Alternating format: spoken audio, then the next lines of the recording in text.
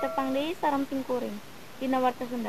Simkuring bade ngadugikeun warta anu parantos disiapkeun ku redaksi Kementerian Pendidikan jeung Kebudayaan atau nu disebut Kemendikbud ngalokasikeun dana sajumlah 7,2 triliun rupiah pikeun subsidi kuota internet siswa, guru, mahasiswa jeung dosen salila 4 bulan kaharep mimiti September nepi Desember 2020.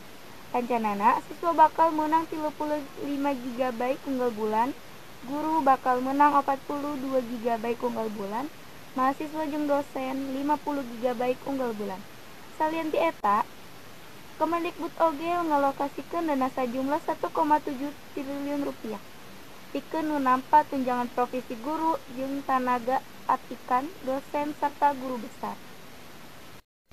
Menteri Pendidikan jeung Kebudayaan Nadiem Makarim netelakeun yen tareka ieu dilakukeun lantaran ayana pamundut ti mayoritas masyarakat ngangluh waragat kuota internet dina ngakses pembelajaran jarak jauh.